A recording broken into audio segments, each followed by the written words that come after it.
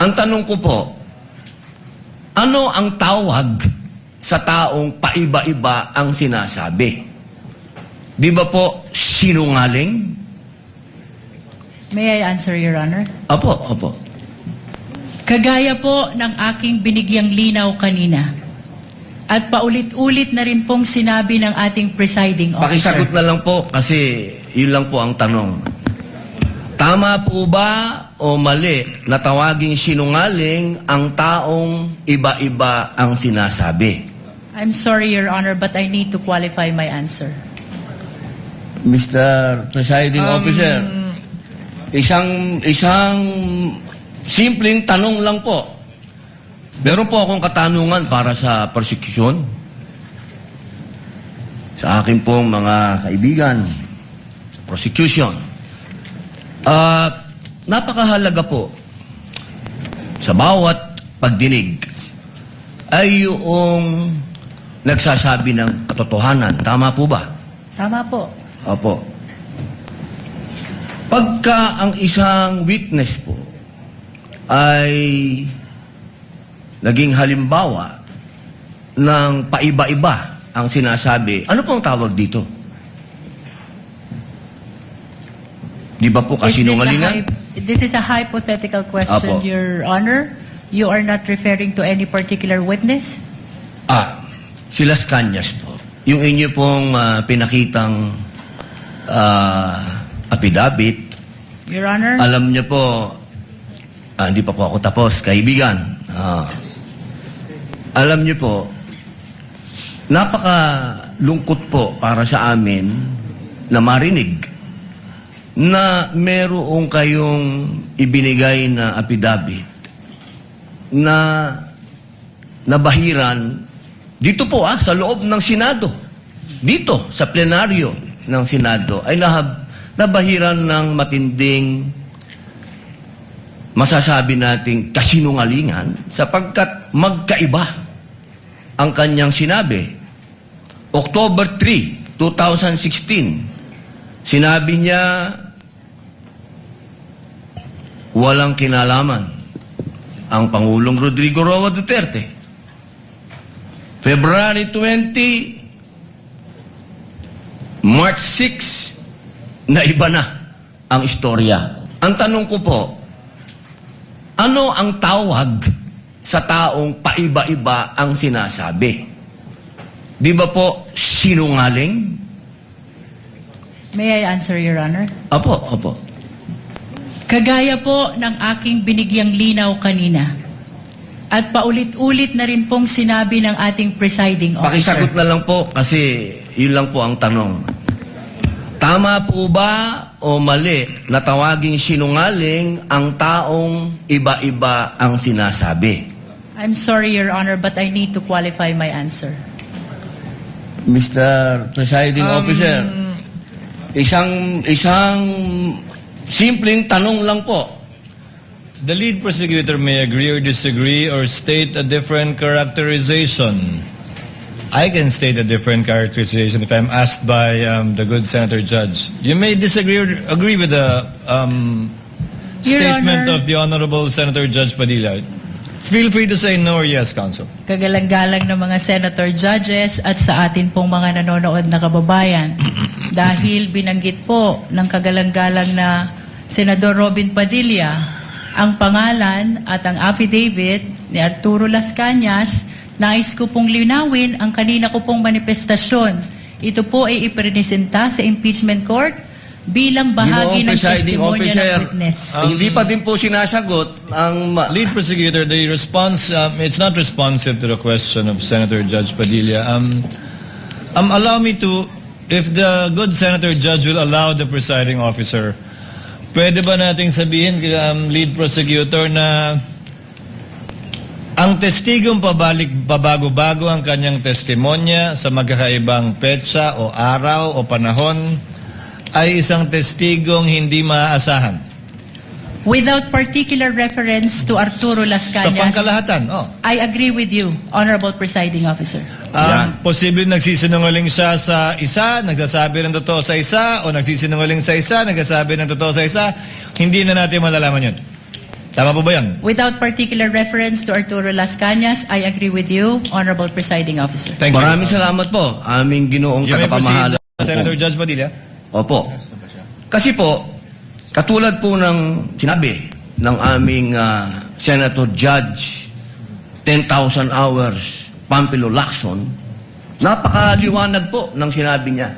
At kami din po dito, ako po mismo ay gumawa din ng panukala na dapat yung mga nagsisinungaling dito,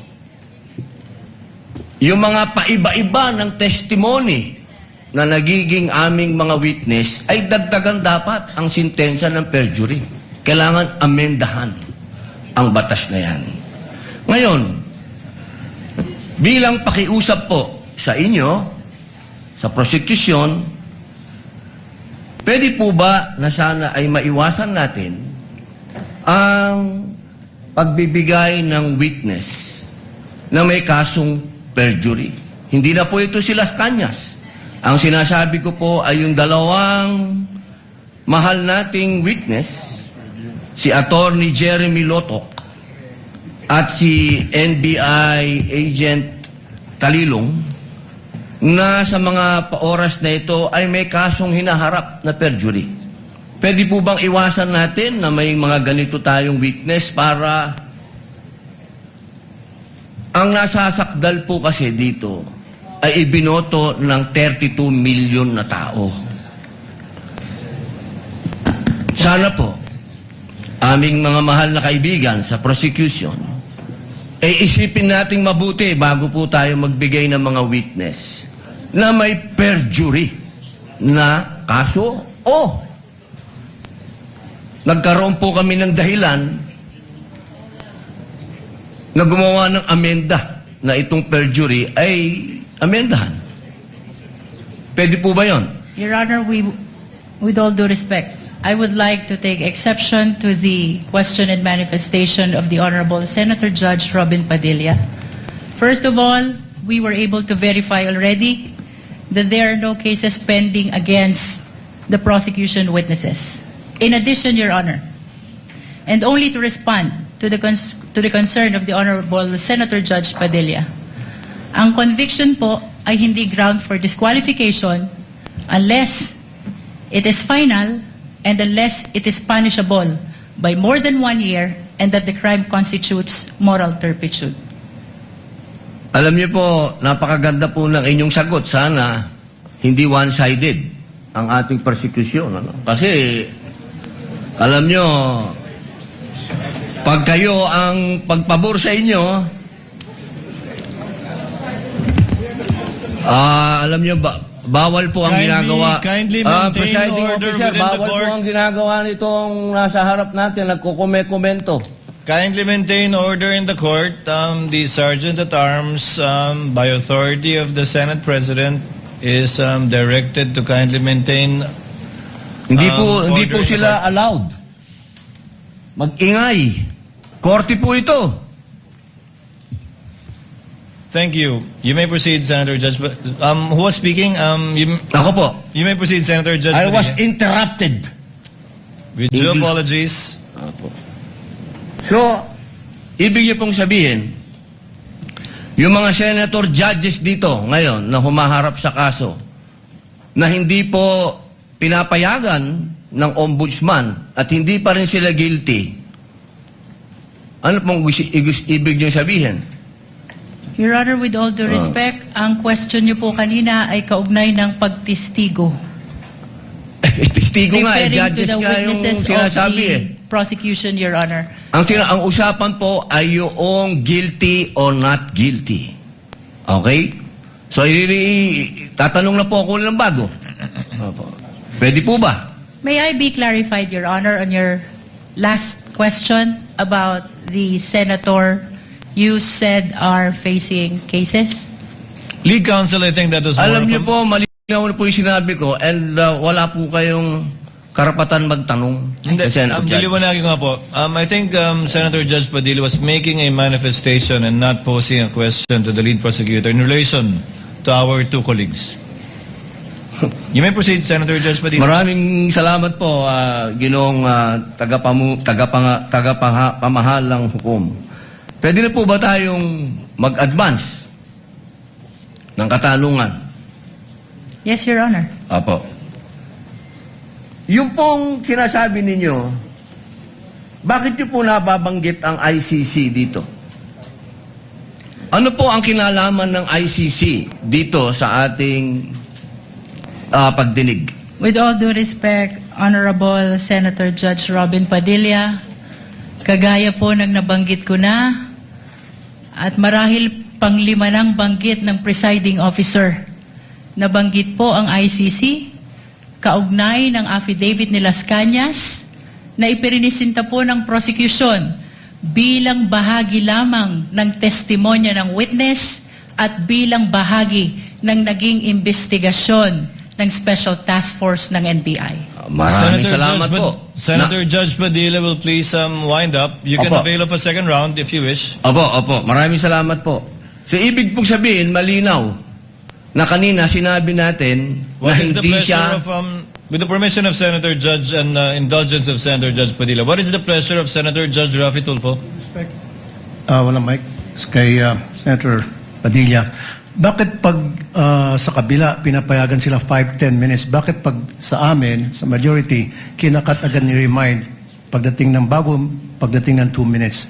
I think nakakalata na kami. So dapat pag sinabing 2 minutes, 2 minutes. Pag sa amin sa majority, pag 2 minutes, pinipindot nito. 2-3 beses.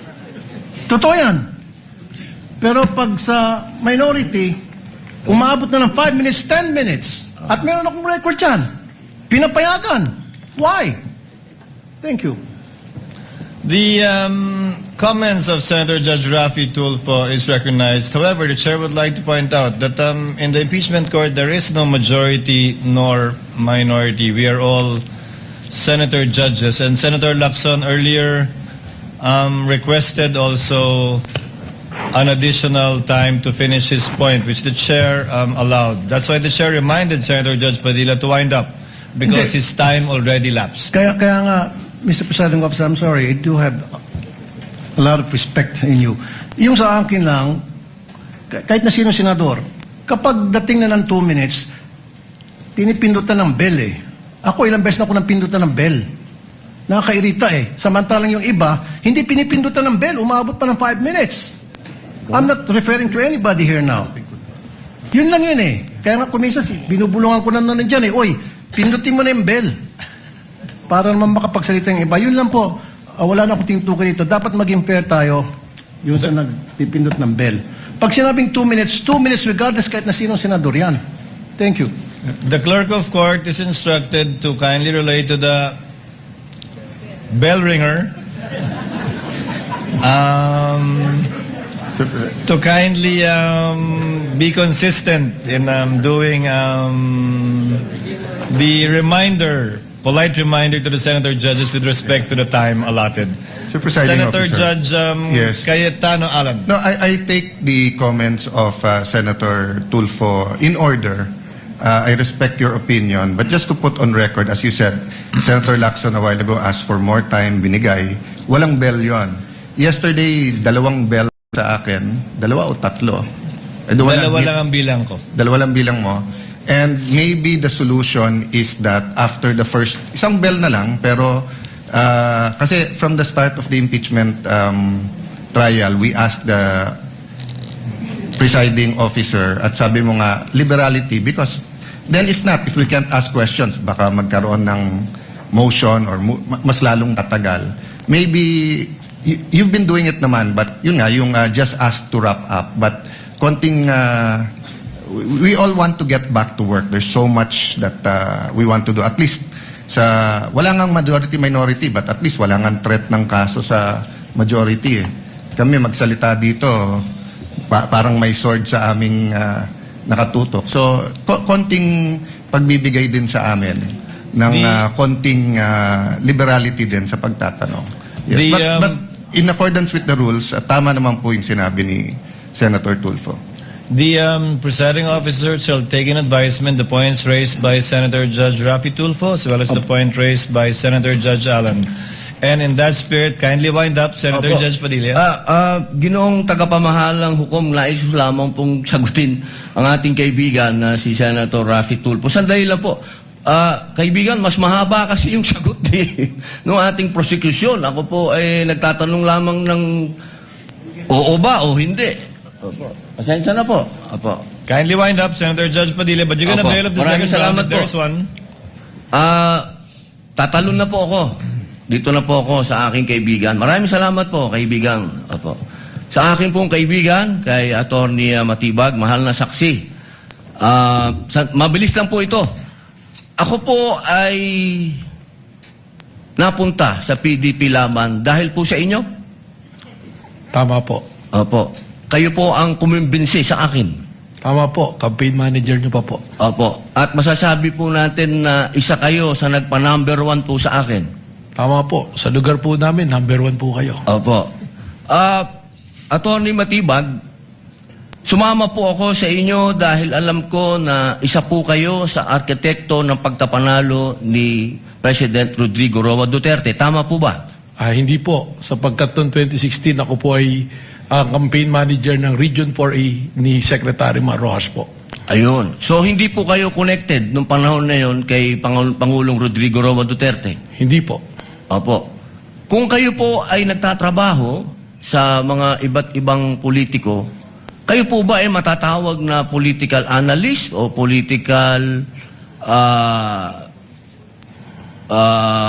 ano pang tawag po doon? Yung mga nagsasagawa, nagpapatakbo ng politika ng bawat politiko?